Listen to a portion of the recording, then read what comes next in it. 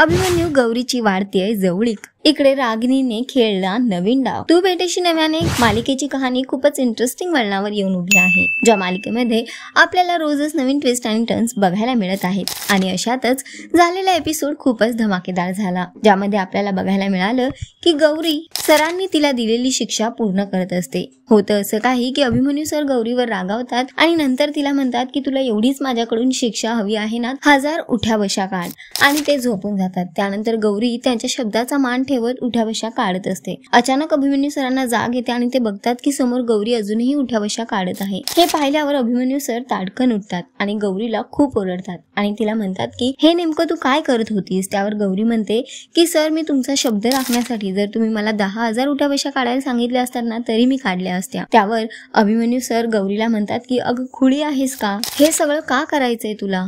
त्यावर गौरी म्हणते की माझ्याकडून चूकच तेवढी मोठी झाली आहे। त्यावर अभिमन्यू सर तिला खूप ओरडतात आणि तिला म्हणतात की नेहमी आरेला कार्य करणारी तू मुलगी असतेस, माझ्या प्रत्येक प्रश्नाला तुझ्याकडे उत्तर असतं, प्रत्येक वेळी तुला वाटेल तसं वागतेस, आणि आता मी फक्त उठ्या बशा काढ म्हणाल्या तर ते सुरूही केलंस तू। अवस्था बघितलीस काय झालंय। त्यानंतर अभिमन्यू सरांना गौरीची काळजी वाटते, ते तिच्यावर खूप ओरडतात आणि तिला म्हणतात की जा आता जाऊन झोप म्हणून, नाहीतर आजारी पडशील। तेव्हा गौरी उठून जातच असते की गौरीचा तोल जातो आणि तेव्हा अभिमन्यू सर तिला सावरताना दिसतात। दोघांमध्ये गोड क्षण बघायला मिळतात। त्यानंतर पुढे बघायला मिळतं की गौरीला अजिबात चालता येत नाही आहे। त्यानंतर अभिमन्यू सर तिला सावरत सावरत घेऊन बेड पर्यंत नेऊन सोडतात आणि तिथेही तिला पुन्हा ओरडतात आणि म्हणतात की आता झोप, आता टाइमपास करू नको, नाहीतर। त्यावर गौरी पटकन त्यांचं बोलणं ऐकते आणि झोपून जाते। पुढे आपल्याला बघायला मिळतंय की इकडे कॅन्टीन मध्ये गौरीची एंट्री होणार आहे। आजपासून ती आपलं काम सुरू करणार आहे आणि त्यामुळे अण्णा सुद्धा गौरीची वाट बघत आहेत, पण त्यांना ते तिला दाखवून द्यायचं नाही आहे। तर इकडे फायनली गौरी आता कॉलेजाच्या कॅन्टीन मध्ये पोहोचलेली आहे।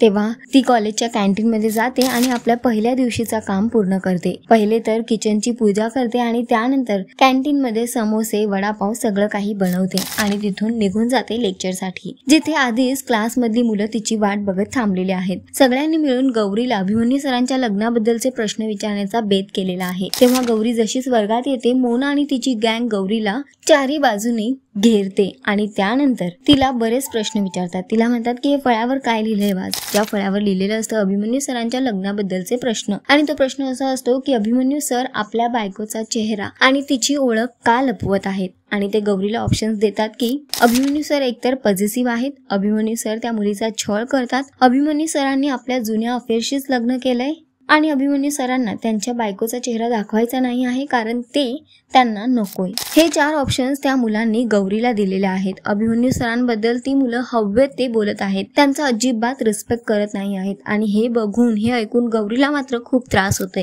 पण ती या सगळ्या प्रश्नाची उत्तरं त्यांना देऊ शकत नाही आहे। मोना आणि तिची गँग अभिमन्यू सरांना म्हणते की हा माणूस त्या मुलीचा छळ सुद्धा करत असेल, म्हणून ती मुलगी आपला चेहरा लपवत असेल, किंवा ते म्हणतात की अभिमन्यू सर खूपच पॉझिटिव्ह असतील म्हणून त्यांची बायको घुंगट घेऊन राहते। त्यानंतर ते अभिमन्यू सरांना डबल स्टँडर्डचे सुद्धा म्हणतात। त्यांचं म्हणणं आहे की अभिमन्यू सर घरी आपल्या बायकोला लपवून ठेवतात आणि बाहेर स्त्री शक्तीचे नारे लावत हिंडतात। अभिमन्यू सरांबद्दल ती मुलं वाटेल ते कॉमेंट्स करताना दिसत आहेत, पण गौरी त्यांना काहीही उत्तर देत नाही, कारण तिने इथेही अभिमन्यू सरांचा शब्द पाळलाय आणि आपल्या लग्नाचं सत्य त्या मुलांपासून लपवलंय। गौरी यांचं हे सगळं बोलणं ऐकते आणि तिथून निघून जाते। इकडे आपल्याला बघायला मिळते की अभिमन्यू सरांना निनाद सर विचारत आहेत की तू गौरीला तन्वी बद्दलचं सत्य सांगितलंयस का, तिला तुझ्या पास्ट बद्दल माहित आहे का। तेव्हा अभिमन्यू सर म्हणतात की तू वेडा झालायस का, मी गौरीला याबद्दल काहीच सांगितलेलं नाही आहे आणि सांगणार सुद्धा नाही आहे। त्यावर निनाद सर त्यांना म्हणतात की खूप वेळ सत्य आणि हे गुपित काही लपून राहत नाही, त्यामुळे नीट वेळ बघून घे आणि गौरीला याबद्दल सांगून टाक म्हणून। तेव्हा अभिमन्यू सर त्यांना समजावतात आणि त्यांना म्हणतात की मला गौरीला माझ्या पास्ट बद्दलची काहीही गोष्ट सांगायची नाही आहे, कारण त्याचं एकच कारण आहे की गौरीला मला या नात्यात अडकवून ठेवायचं नाही आहे। मला नकोय की आमच्या दोघांचं हे लग्न पुढे जावं, ती तिच्या नवीन लाईफ पार्टनरशी एक सुखाचा संसार करावा आणि तिला माझ्याबद्दल कोणतीच गोष्ट माहीत नसावी असं मला वाटतंय। तेव्हा अभिमन्यू सरांना असं बघून निनाद त्यांना म्हणतो पण असं का। तेव्हा ते म्हणतात की गौरीला झालेला त्रास मला बघवणार नाही। तेव्हा निनाद सर म्हणतात की गौरीला त्रास होतोय म्हणून तुला त्रास होतोय, ह्याचा अर्थ तुला कळतोय का। तेव्हा अभिमन्यू सर त्यांना समजावत म्हणतात तू विचार करतोय तसं काहीही नाही आहे, मला गौरीला त्रास नकोय, एका माणुसकीच्या नात्याने वाटतंय, म्हणून मी गौरीपासून सत्य लपवलंय। तर इकडे बघायला मिळतंय की गौरीची तिथे एंट्री होते. ती खूपच रागात अभिमन्यू सरांपर्यंत पोहोचलेली आहे. अभिमन्यू सरांना आणि निनाद सरांना बघून तिथे गौरी आहे ती अभिमन्यू सरांना प्रश्न विचारायला सुरू करते आणि त्यांना म्हणते की सर, आपण आपल्या लग्नाबद्दल कॉलेजात कधी सांगणार आहोत? तेव्हा अभिमन्यू सर म्हणतात की आपलं या आधीही बोलणं झालंय आणि आताही तुला हेच सांगेन की अजून तरी आपण याबद्दल कुठेही काहीही सांगायचं नाही. मी तुला हे पहिलंच सांगितलं होतं आणि हे आपल्याला पाळावंच लागेल.